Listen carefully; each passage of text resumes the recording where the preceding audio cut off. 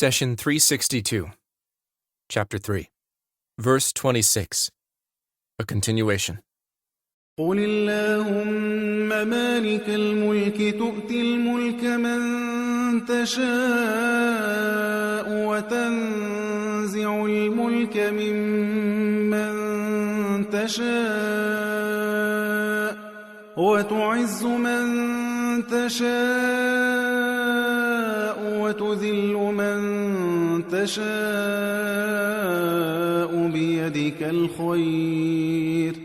بيدك الخير إنك على كل شيء قدير. Say, O God, Master of all dominion, you give dominion to whom you will, and extract dominion from whom you will, and you honor whom you will, and abase whom you will. In your hand is all good. Surely you have full power over everything. Chapter 3, Verse 26. There is a fascinating story behind this verse. It all started when the enemies of Muhammad formed a coalition to defeat Islam once and for all. They gathered their forces and headed towards Medina. Moreover, the Jews of Medina, who had signed a defense treaty with the Muslims, engaged in spying and sabotage to weaken the Muslims from within.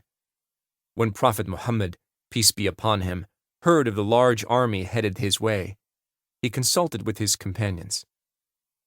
Salman al-Farisi, a companion from Persia, recommended digging a trench around Medina as a defense line to halt the invading army's progress. Experienced soldiers knew that cavalrymen on horses could jump a maximum of a few meters, and a wide trench was needed to impede their ability to cross. Let's look at how the messenger managed this challenging situation. He, peace be upon him, sought advice from the best people around him. When Salman suggested digging a trench, as the Persians did in battle, the Prophet adopted the idea to be implemented by the Muslims. We learn not to automatically reject everything that the disbelievers do. The messenger of God, peace be upon him, would weigh the matter and see its advantages and disadvantages, and then act accordingly. On many occasions, Prophet Muhammad initiated and signed fair defense and trade treaties with the non-believers for the benefit of all. Now the Muslims were facing the daunting task of manually digging a long trench in the desert heat. Furthermore, the land allocated to the trench was hard and challenging to manage. Prophet Muhammad assigned 40 cubits of land to every group of 10 companions. A cubit is an ancient measuring unit roughly equal to the length of a forearm. The Prophet explicitly distributed the work and responsibility and did not leave matters vague. He assigned a manageable amount of work to a manageable number of people. The distribution of responsibility means that each group of 10 knew exactly what they were expected to do. Clarity fostered friendly competition between the groups for who could finish first. Here you may wonder, why didn't the Prophet divide the task further to each person? Rather than giving 10 companions 40 cubits, he could have given each companion 4 cubits to dig. We answer that there is wisdom behind the Prophet's decision. He, peace be upon him, knew that not all diggers are equal in ability and experience. Thus, he wanted weak companions to be supported by their strong brethren. The Prophet did not make the entire task open to all, nor did he make it an individual burden. Rather, there were clear responsibilities assigned to each small group of individuals. The weak got help, groups competed among each other, and the spirit of affection grew between the companions. Amr ibn Auf was among the 9 companions in Salman al-Farisi's group.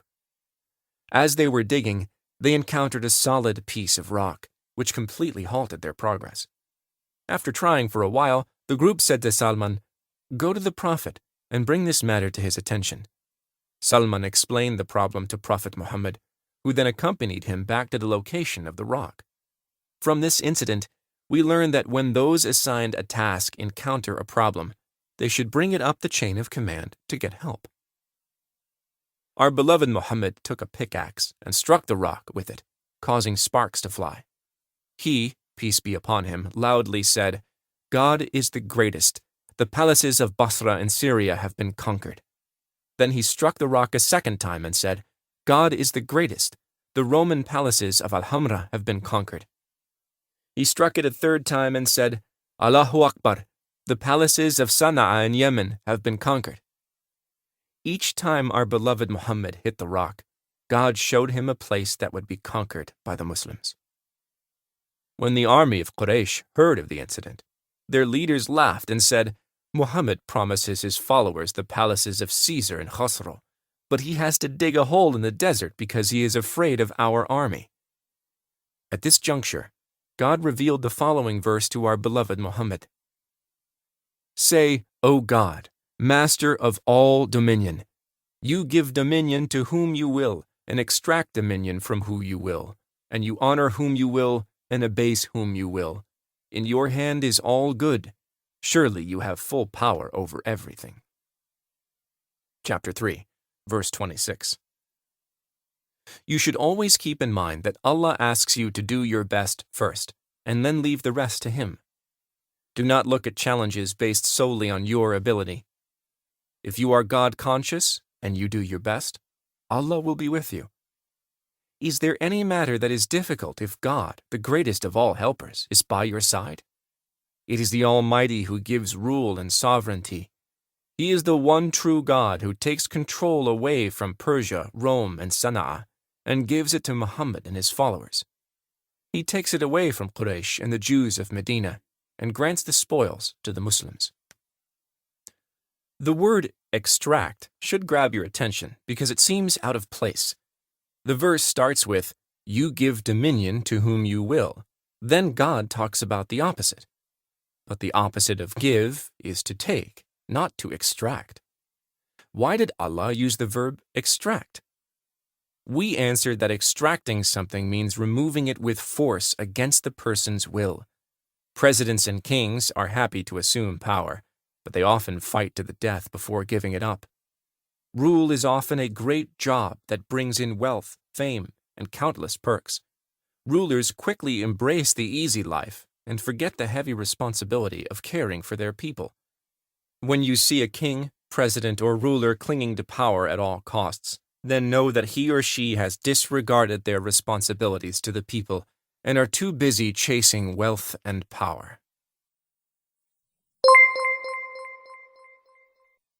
The Prophet, peace be upon him, said, "Convey my teachings to the people, even if it is only a single verse."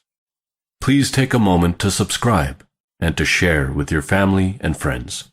Visit us at www.qurangarden.com.